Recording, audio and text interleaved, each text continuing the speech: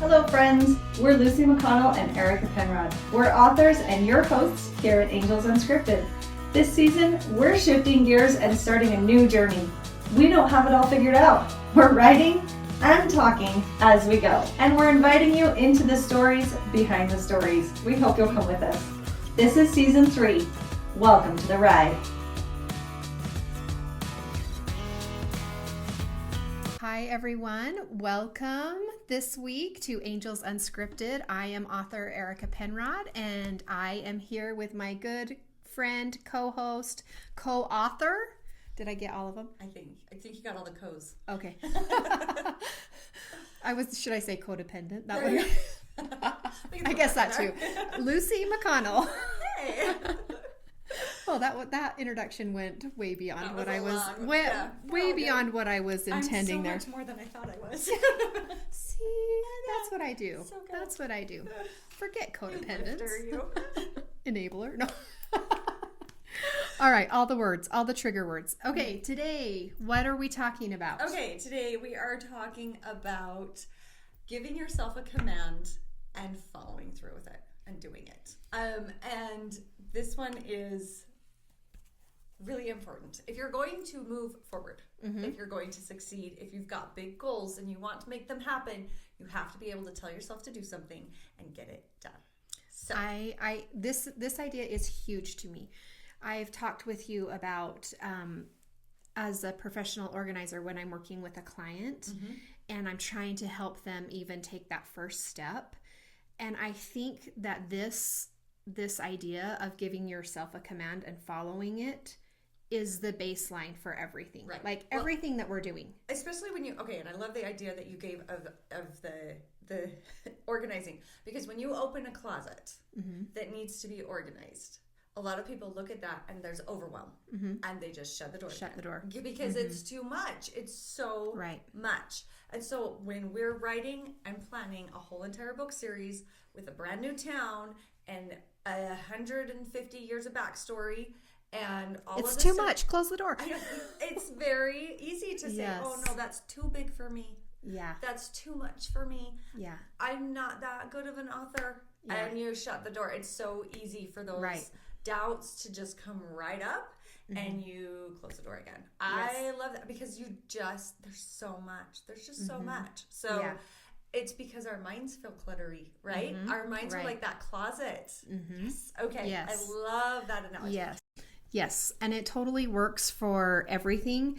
But how I use it when I'm working with my organizing clients is I tell them to pick like one little thing. Like, for example, I usually start with make your bed because I think that's huge. Like even if you can commit to making your bed every single day, it will snowball into something more.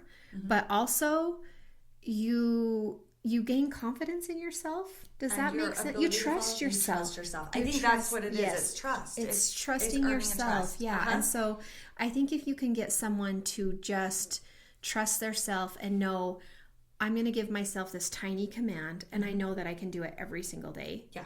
Then it builds into something more. Yeah. So I think it's huge. This give yourself a command and follow it. Also, I think very carefully about the commands I give myself. I don't make them lightly. Like they're promises to myself. So I don't make them lightly. Yeah. I don't commit to something unless I've thought it through. And you're going to do it. And I'm going to do it. And I know that I want to. Like the intent is there.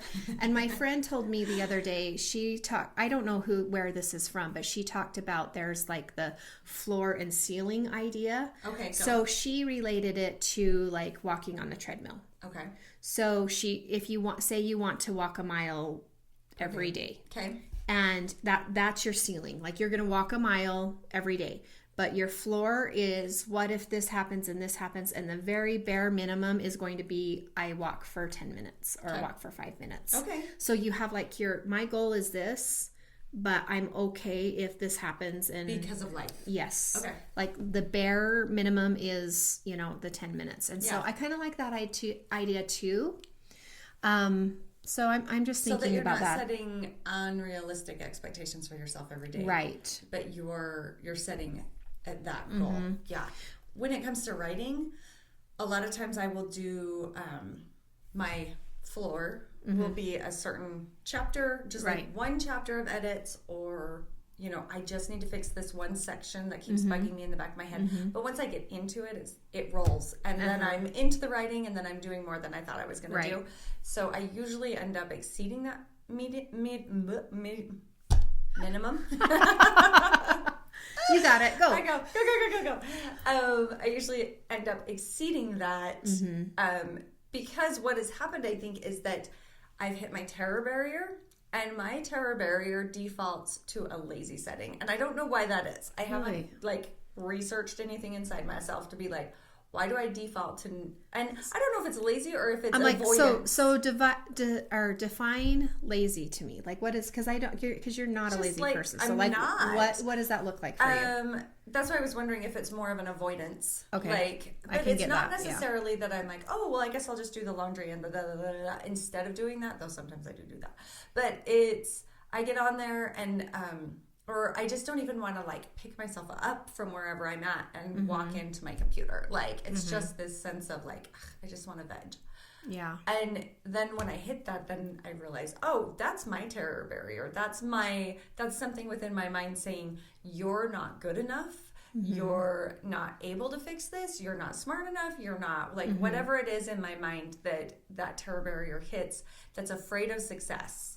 Did I say success? Yes, you're right. I said that, and then I was like, did that come out right, or is that another minimum? No. So in a way, it's kind of fear too. It is your definition, because you're avoiding that fear of. I'm avoiding that thing that might cause me to feel a certain way. Yes, and that's frustrating. But I'm learning to overcome it with the writing, in that I realize once I get going, I can usually figure things out. Right. And so it's just that it doesn't happen as often as it used to. But every once in a while it'll still pop up, and it's frustrating. Yeah. Yeah.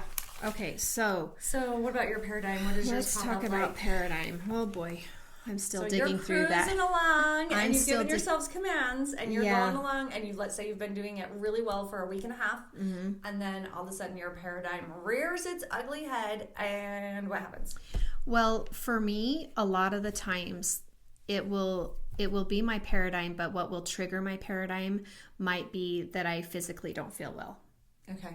Like if I get sick or I deal with an autoimmune disease, and I'll have some time where I have to take medication and I don't feel great.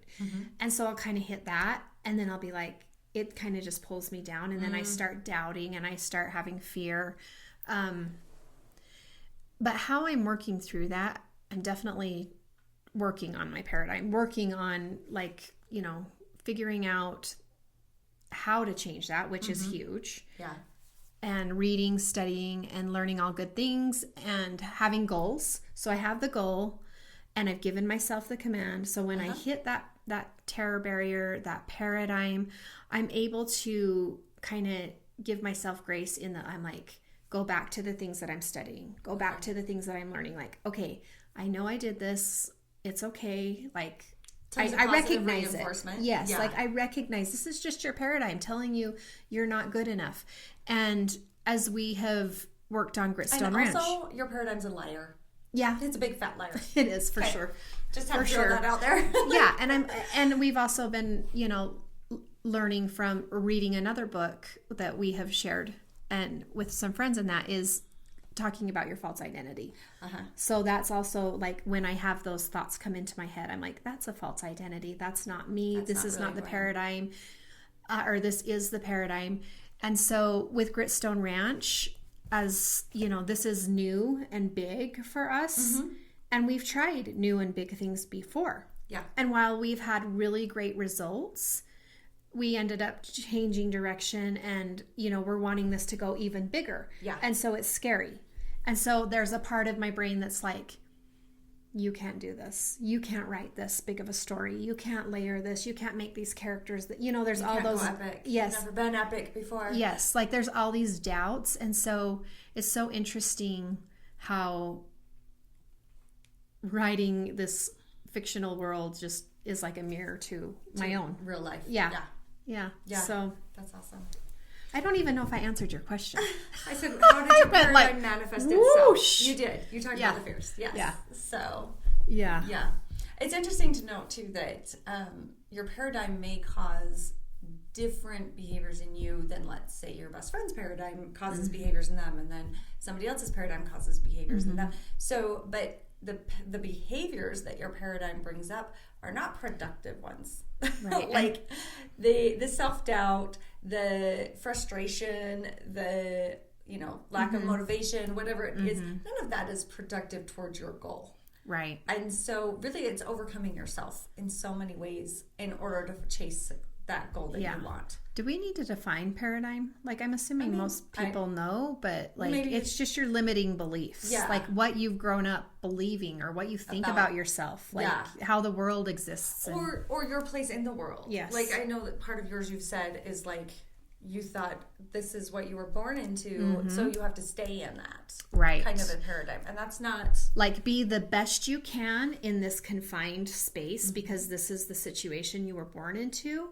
And so you need to be the best you can in this little space. And then when you die and go to heaven, you're going to have all this stuff, you know? And I was like, for a long time, I believed that. Yeah. And it's not a terrible paradigm. No. Like, I was still living a great life. Well, and it was still helping you be a good person. Right. Like, Right. So. But then when I discovered that, oh, wait, I'm supposed to be so much more. There's no lid. No. There's no lid. That I'm supposed to, like, take the lid off. Grow and create now. Like, oh, didn't know that. Yeah. So, yeah, for me, my big goal has been to change my paradigm. Like, I've been working on that for a year and a half, maybe longer now. I don't know. Yeah. Anyway, working on that every day to change that paradigm. And I've had it for many, many years. So while it's loosening its hold, it still grabs me. Right. Once in a while. Yeah. If you're young, start now. Yeah. Yep. Yeah.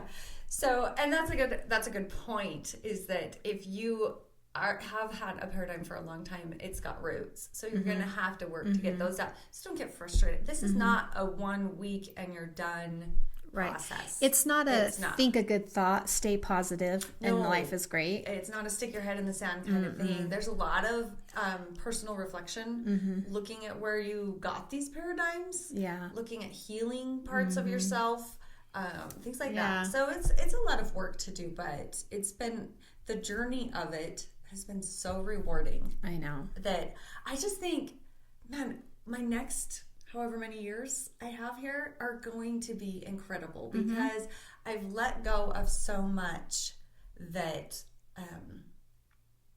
that I didn't ask for in my paradigm, because our paradigms are written by experiences, traumas, family, like all sorts of stuff. And so there was a lot that I didn't ask for, and there's a lot, I even, just the place I was born, whatever, and not that it was a bad thing, but it was a good thing, but it wasn't like, I didn't plan it. I moved to a place that I loved, kind of a deal. But anyway, so there's all that stuff that you work on and you work out and you figure out and you identify. It takes you out of that victim mentality. It does. And not that we're necessarily all feeling like we're victims, but just that we are like, our circumstances dictate our results. Right. Dictate the world that we live in, and then you're able to find out, oh wait, no, that's not. No, I dictate my results. Okay, so I want to quickly. Don't put yourself in a hurry. What is the word? No, urgently. I just want to change or switch the conversation to how these paradigms are playing out in our series, because we're working on our own paradigms. Yeah. How are they affecting our characters at Gritstone? Oh my gosh. So the fun thing about knowing about paradigms is that you can write characters that have them. So because we're co-authoring, knowing what our characters' paradigms are makes writing a scene so much easier, because we both understand their paradigm, which means they're going to react in a certain way and they're going to do something. And when it happens, it is not like, okay, it's not like we have to have those conversations like, I don't think he'd do that. I don't think he'd say that. I don't think he'd... Like, no, it's totally we know. Like, we know, because we know who they are. So it's so fun to create a paradigm for someone and just layer it with all the... What would be the word? Like, layer it with all of the little... nuances? Yes. Of like, oh, he feels this. Oh, he's that. Oh, his mom said that to him, so he thinks this. His dad was always this way. He's had his this older experience. brother ran off. So he feels alone in what he's doing. It's so awesome to build a world like that. Yes, and to build characters like that, though, like that are so real that you feel like they could walk off the page. Yeah, but to that little nth degree, because we take it to that universal fantasy level. So maybe it's like things that you would feel and experience in real life, but it's just pushed a little more. You know what? And this happens a lot. And you'll see it in comedy that's really funny. Like a comedian will take a stereotype about himself and blow it up and then just make jokes about it all the time, kind of thing. And that's why it's so funny, is because there's this element of truth in it that everybody can relate to. And then they're like, and this is why it's ridiculous in me. And then they do that. It's a comedy thing. And so you can do the same thing when you're writing fiction, and you just take it to that extra level. Right. And it's like, whoa, you know. Yeah. Yep. I love it. And then you have big characters. I love dealing with fake paradigms. So much. Fake ones are fabulous. So much easier than dealing with my own. Okay, so just in summary, today's lesson, moral of the story, tip of the day, tip of the week is to give yourself a command and follow it. That would be the just start, so you can start to learn to trust yourself. Yep. Pick something that you have a desire to do. You have to want to do it. I think that's a huge. That goes back to, I think, that was our very first episode, or one of the first. What do you want? So you have to know what you want, and then you want to give yourself a command within that goal, like something that's going to help you achieve your end result. Move that forward. So pick something. It can be very tiny. It can be however big you want it to be, and choose it, commit to it, and then see what happens. Through and do it. Yeah. See what happens. See how you feel. Even if you can only say, I'm going to do this for 1 week. See how you feel at the end of the week. If you need to limit the time, which I think that does help. It does help for me. It does help, yeah. I like deadlines. I'm a big deadliner. Yeah. Hit one today. I'm so excited. I know. Oh my I'm gosh. so excited for you. Yes. Yeah. Anyway, so thank you so much. You can't just say that. I know. You have to tell them what you Yes, hit, I just finished my second paranormal romance. Yes. And so that was it's been a big world jump. Yeah. I live in the cowboy Gritstone Ranch world. That's the world. And then I hop and I live with vampires and werewolves. My favorite. So it's fine. We were working the other day and we're just sitting there, and we had another friend with us who is not an author. She is in a totally different field. And all of a sudden Erica says to me, okay, so if the ancient vampire lives in the Dominican Republic at the top of the mountain, and I'm like, like it was a totally normal conversation for us. What kind of electricity would he? Our friend walks in and is like, what is happening in here? It's fine. I'm like, oh no, these are just normal conversations. Yes. So I've been world hopping, but now I'm so excited that it's done. Yeah. Well, it's about to be born into the world. Yes, it's going. It's about to be released. You're putting it out there. That's so exciting. So and deadlines you can find are that good. Under author E.B. Penrod. Yeah. So that's my pen name. So okay, give yourself a command. Follow it. We'd love to hear from you if you have used this. In fact, you know what? If you want to commit, put your command in the comments below. Yeah. Like I'm going to commit out there. Put it on the comments so we can see it. That would be awesome. Huh? Yep. All right. Thank you so much for joining us, and we will see you next time. See you next week.